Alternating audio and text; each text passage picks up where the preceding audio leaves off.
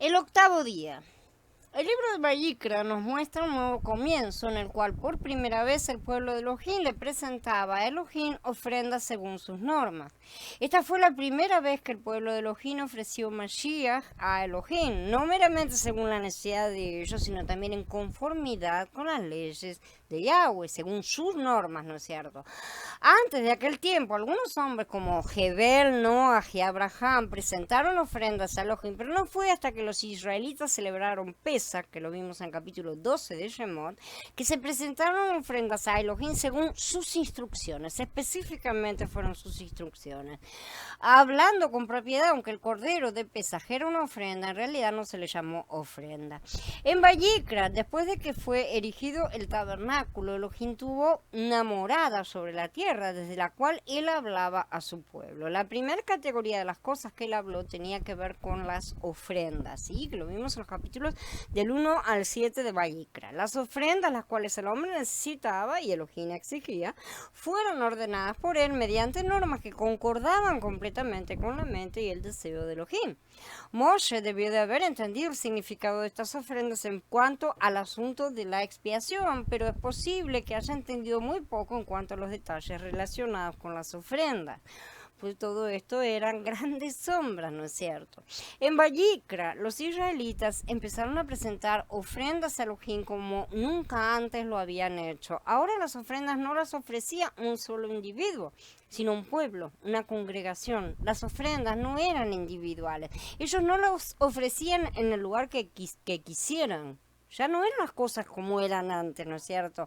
Elohim pidió al pueblo que se acercara a la entrada de la tienda de reunión para tener contacto con él y que presentaran sus ofrendas por medio de los sacerdotes, no por ellos mismos. Esto difiere de la manera en que Jebel, Noah y Abraham mismos que nombramos habían presentado sus ofrendas, los cuales no solo eran oferentes, sino también los sacerdotes que se estaban ministrando, ¿no es cierto? Esto fue porque el pueblo había perdido ese derecho cuando su transgresión con el becerro de oro. La manera en que se ofrecían las ofrendas llegó a ser una ceremonia, es un conjunto de normas que debía llevarse a cabo delante de Elohim a la entrada de su morada según su dictamen, sus normas, sus leyes, sus disposiciones, porque ellos habían ido agregando transgresión sobre transgresión, ¿no es cierto? Y había cada vez más cosas que resolver. Por eso Shaul dice, entonces, ¿para qué existe la Torá? Fue dada por causa de las transgresiones hasta que viniera la descendencia a quien se le había hecho la promesa. Dice en Galutia, ¿no es cierto? Capítulo 3. Todas estas reglas y formas tan específicas de hacer las cosas definitivamente eran algo nuevo. Aunque Moshe probablemente no vio que las ofrendas eran Mashiach mismo, Elohim en realidad estaba dando mandamientos a su pueblo acerca de cómo aplicar a Mashiach en calidad de todas las ofrendas según la leyes de Elohim. El entendimiento de estas cosas fue dado a través de Shaul, cada cosa en su momento cierto. Hoy en día nosotros debemos aprender a aplicar a Mashiach, que es la realidad de las sombras, conforme a los requisitos de Elohim, no conforme a lo que se nos antoja. Las pautas ya fueron dadas. Temprano por la mañana tenemos que aplicar a Mashiach como nuestro holocausto, nuestra ofrenda por el pecado, nuestra ofrenda de harina, a fin de tener algo que nos sustente durante el día, porque si no vamos a estar débiles literalmente.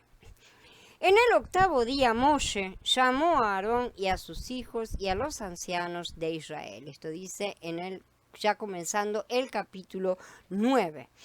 El inicio del servicio sacerdotal de Aarón y sus hijos entonces tuvo lugar en el octavo día, lo que representa la resurrección. ¿Sí? Como se puede ver en Mordejai en el capítulo 16. Aquí vamos a tener una pequeña controversia acerca de cuándo resucitó Mashiach, si en Shabbat, si en domingo. Controversia bien moderna, ¿sí? Porque ha nacido en las últimas décadas nomás, a través de un mesianismo forzado que busca encajar por la fuerza las cosas dentro de su pensamiento limitado. Entonces, si siempre guardé Shabbat, todo tiene que ser Shabbat, pero Yahweh es múltiple y al final de cuentas se la ha creado todos los días, ¿no es cierto? Es necesario comprender que el plan de Yahweh no es ninguna de las dos mitades que insisten en andar separadas, la mitad que guarda Efraín, o sea, el cristianismo, y la mitad que guarda el judaísmo, sino que las dos forman parte del mismo plan único. Si vemos todo como siendo manejado por el mismo Elohim y nada de pavadas del malvado Elohim del Antiguo Testamento, ¿sí? Versus el buen Elohim del Nuevo Testamento, que tiene muchos también en sus cabezas, que estas son teorías paganas derivadas del gnosticismo. Si hacemos esto, vamos a entender que en su plan todo tiene continuidad y perfección. Un plan es una cosa que tiene un desarrollo, ¿no es cierto? Por lo tanto, es bastante ridículo insistir que un nuevo comienzo se dé al final de un ciclo. El día que se encierra un ciclo, no hay nuevos comienzos.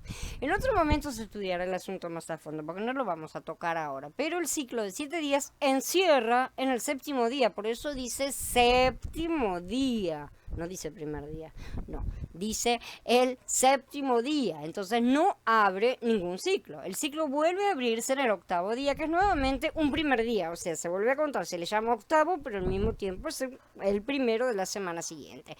La semana de días empieza en domingo y termina en Shabbat. Y no hay otra forma. El octavo día, que es el de la resurrección y los nuevos comienzos, el tiempo que llegará después del milenio, el séptimo día es el octavo día, ¿no es cierto? Bueno, el nuevo comienzo con la plenitud de la Nueva Jerusalén va a comenzar en un octavo día. Tenemos que tener en cuenta estas cosas y no tener miedo de que no sea el Shabbat. El Shabbat es importantísimo y vamos a tener que ver si entramos en él, porque el Shabbat es el milenio, pero no le quitemos la importancia al octavo día, y que conste que no digo domingo, pues no quiero entrar en controversias de cristianos contra judíos, porque no tiene nada que ver ese asunto aquí. Tiene que ver sí con que las dos castas dejen de lado toda pavada y se unifiquen para el Adón. El problema radica en que tanto Efraín como Yahudá insisten en sus propias teologías del reemplazo, porque cada uno quiere reemplazar al otro, y esa es la realidad. Yahudá insiste en pretender un cetro que no le pertenece, porque el cetro no le pertenece, mientras que Efraín está decidido a dar a Yahudá un lugar de premio consuelo, más o menos, ¿no es cierto? Y dice, pobrecitos, ellos los van a dar un premio, los van a venir y a los pobres judíos les van a dar un pedazo de tierra ahí para que puedan estar contentos, todo bien, ¿no es cierto? Esa es la teología del reemplazo del cristianismo. Y así lo pueden dejar rebajado siempre a un eterno segundo lugar. La verdad, todos los días pertenecen al Adón, vamos a insistir en esto, y él está preparando un nuevo comienzo. Como dice en Romanillín 14:5, Shaul, alguien considera un día mejor que el otro, mientras que para otro cualquier día es bueno, que cada uno esté convencido en su propia mente. Esta discusión, como vemos, no es nueva. No es nueva, está acá mencionando esto exactamente. Shaul ya desde aquel entonces ya había discusión acerca de qué día debían guardar, ¿sí? Cuando estamos hablando de 2 días diferentes. Nosotros que no hemos entrado aún en la promesa del reposo del séptimo día, no podemos tirar a la basura las promesas hechas para el octavo día. Caramba, qué tontería, porque todavía tengo que entrar en el séptimo día y voy a tirar las promesas del octavo. No tiene ningún sentido, ¿verdad? Lo cierto es que cuando hoy aguardamos con ansias el milenio, que es lo inmediato que estamos esperando, este no será el fin sino de esta semana de milenios, y habrá un nuevo comienzo al final del milenio, es decir, el octavo día, lo que se llama normalmente la eternidad, y de lo cual poco y nada sabemos. Negar esto significa no comprender su plan. En todas las escrituras vamos a ver el principio de que los nuevos comienzos corresponden al octavo día. Por ejemplo, la circuncisión de los israelitas era en el octavo día. ¿Por qué? Porque daban un nuevo comienzo de vida al bebé. Él necesitaba una purificación de 7 días, equivalente a las 7 semanas de la humanidad, a los 7 días de los sacerdotes, para que el bebé tuviera acceso libre y pleno a un nuevo comienzo. Un nuevo comienzo en el cual forma parte del pacto, ¿no es cierto? El bebé entraba en el pacto y nosotros entramos en el sacerdocio. Esto era un cuadro, sombras de lo que todavía estamos esperando. De manera que, sin entrar en discusiones, vamos a atenernos al uso de que de cada uno de estos días, hacen las escrituras, no nosotros. Aquí nos encontramos que después de 7 días en el octavo, y no es Shabbat, sí, sino en el día que nosotros llamamos domingo, que es el primer día de la semana, y que es mejor decirle primer día de la semana u octavo día, comenzaba a funcionar el sacerdocio. Sí, nosotros estamos hoy a punto de entrar en la era de Sukkot, ¿no es cierto? Que es la última de las eras después de la era de Pesaj y la era de Shavuot, que es la que estamos todavía andando. Y eso corresponde con el milenio, con el séptimo día, que es el reposo de Yahweh. Durante el milenio estaremos siendo entrenados a pleno, ahí sí ya con fuerza, para ejercer este sacerdocio. Algunos que serán los vencedores lo ejercerán en plenitud ya en la primera resurrección, como dice en Gilgalut. Feliz y santo el que tiene parte en la primera resurrección. Sobre estos la segunda muerte no tiene ningún poder, sino que serán sacerdotes de Elohim y del Mashiach y reinarán con él por 1000 años. Esto indica que todo servicio sacerdotal tiene que ser realizado en la resurrección de Mashiach. Esta es una posición, ¿sí? Hasta que alcancemos la propia. O sea, hasta que recibamos los cuerpos glorificados. Entendamos, nuestra meta actual, hoy actual, es entrar en el reposo. Pero más allá de esta meta, tenemos la meta del Padre, que es el octavo día, y vi un cielo nuevo y una nueva tierra, porque el primer cielo y la primera tierra pasaron y el mar ya no existe más.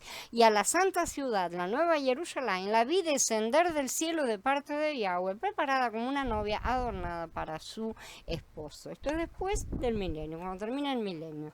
Entonces, durante el milenio, estaremos todos siendo fuertemente trabajados, más que ahora les aviso, como sacerdotes que están siendo consagrados ya, aprendiendo a ministrar a Yahweh a través de Mashiach para alcanzar la plenitud del octavo día en esa nueva Jerusalén imperfecta.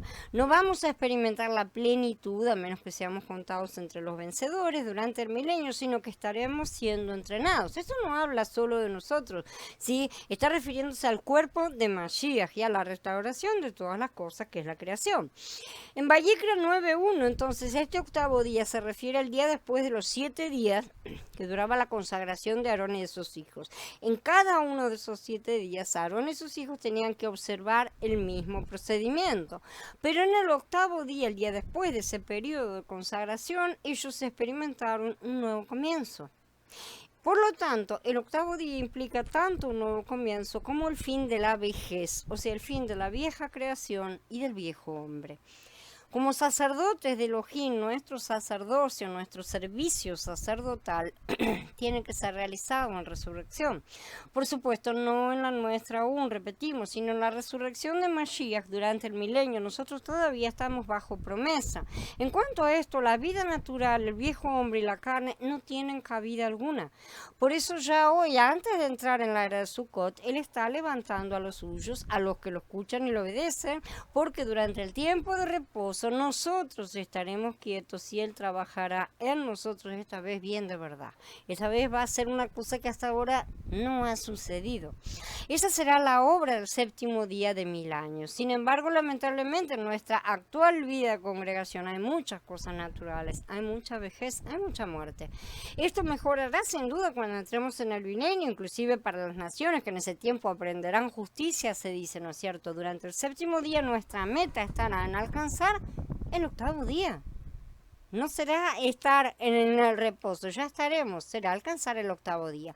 Aún estaremos trabajando en eliminar esas cosas que no pertenecen a ese octavo día, es decir, no se encuentran en la esfera de resurrección, sino en la esfera de la vida natural y por eso continuarán durante el milenio, aunque esperamos un mayor derramamiento de Ruach para que ayude a este desarrollo a que sea más poderoso. El servicio sacerdotal que rendimos a Elohim tiene que ser realizado en resurrección para alcanzar la resurrección. O sea, cuando decimos en resurrección, ¿qué estamos diciendo? En el nuevo hombre.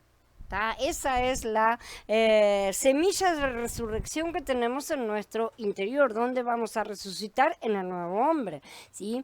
Entonces nosotros hoy estamos todavía en promesas en cuanto a nuestro cuerpo físico, para tener esa plenitud y que el nuevo hombre tenga esa libertad total de acción. Y seguiremos en este estado hasta el final de la semana, pero ya hemos recibido todo, absolutamente todo en el plano espiritual. Por eso Yahweh nos pide que lo usemos para acercarnos cada vez más a Él.